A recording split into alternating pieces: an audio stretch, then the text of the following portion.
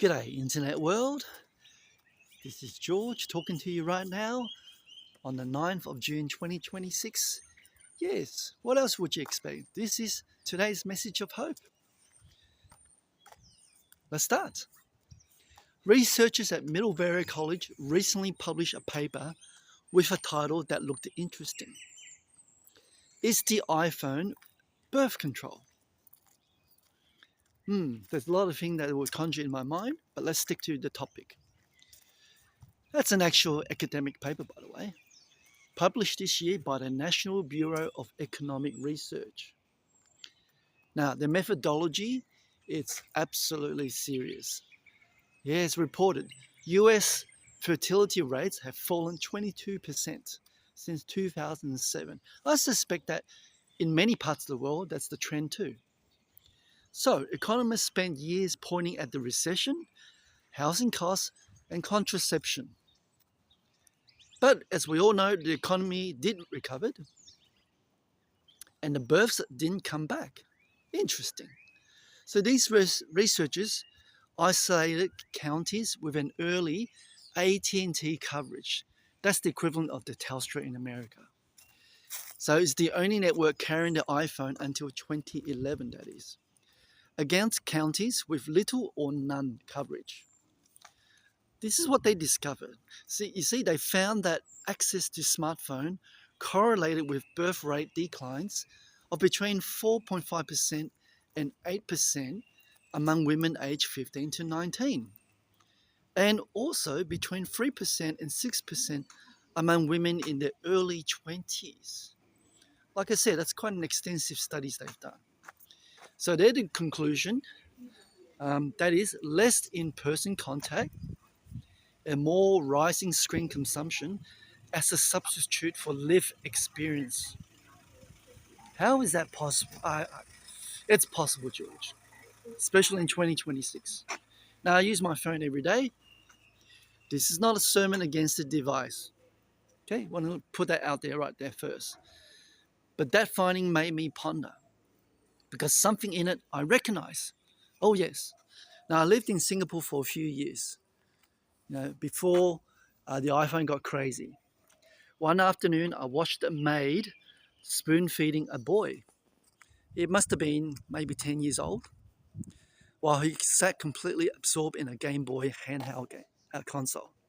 So his hands was occupying with those thumbs, mouth open, and somebody else doing the feeding.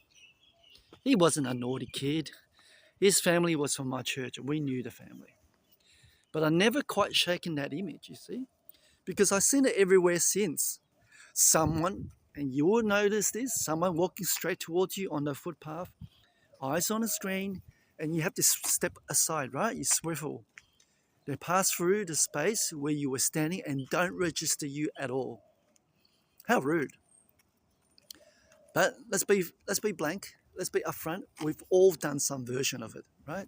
George included. So, the device isn't the problem.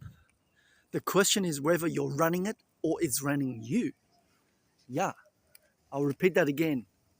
The question is whether you're running it or it's running you. By the way, don't forget to subscribe. You guys have been fabulous. Your comments and your suggestions, I do read them, by the way. So pause this video, just hit the like button, subscribe to the channel, and also share this video to your friends. Okay, now here's where it gets quietly financial. You can see where I'm heading, right? That is, nobody decides to stop tracking their spending plan, and nobody sits down one morning and thinks, oh, today I'll ignore my savings goals. What happens is gentler than that and harder to catch, because you get pulled somewhere else. Something flashes on the screen, and then one tab becomes 4 tabs. You look up and 40 minutes are gone. It happens. I've done it before in my own life. It happens across a week, a month, even 6 months. And a spending plan that needed 30 minutes of honest attention just never got away because someone zapped up your attention instead. Yes, lifestyle creep works the same way. It doesn't announce itself, right? It just fills the space that distraction get left unguarded. Now, the Apostle Paul wrote this to the church in Philippi about this inner life, about how we allow to occupy our minds. Yeah, that's his primary context, and I want to be straight up about that, but listen to the mechanism. That's what he says. Finally, brothers, whatever is true, whatever is honourable, whatever is just, whatever is pure, whatever is lovely, whatever is commendable, if there's any excellence, if there's anything worthy of praise, think about these things. So Philippians chapter 4, verse 8. By the way, all these critics out on the internet say, oh, it's AI written, they keep repeating whatever, like a pattern. Well, Paul wrote this thousands of years before these patterns. So it's part of the human language. I digress. So think, not feel, but and not intended and not around to get eventually. See the pattern I'm making deliberately? So think about these things. Deliberate is directed attention and is given to what actually matters. And a financial goal doesn't maintain itself. It doesn't chase you down, right? But it actually sits there quietly waiting for 30 minutes to keep going somewhere else. Leads you to a different path. Now, this isn't a new battle. I recognize that because every generation has had its distractions. But there's something different about the device that a room full of world's most talented engineers spent careers optimizing specifically for your attention. They get well paid, these people, to find out what sucks you in. They are extraordinarily good at their jobs, and the competition for those 30 minutes has never been better funded or even more precisely aimed at you personally. They are tracking you. They're making good use of you, of your data. Which is why moderation isn't passive. It's a decision you make before the device makes it for you. So don't be lazy at times. So here's what I want to challenge you to do this week, yeah? Just try for 1 week, yeah?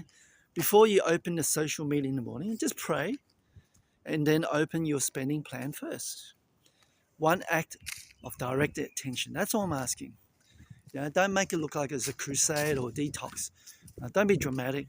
Just the thing that matters before the things that distracts you. Not saying don't use your phone. Didn't say that. So think about these things.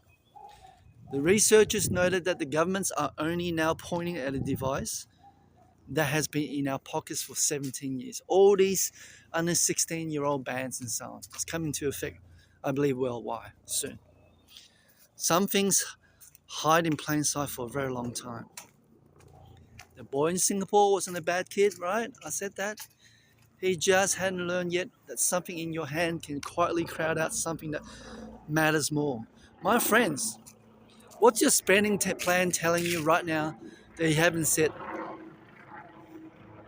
Helicopter's very distracting. Yeah, what is that spending plan has been telling you?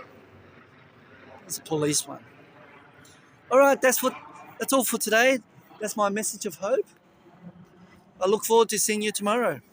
Don't forget to like, subscribe, and share the video. God bless you all. Take care. Bye-bye.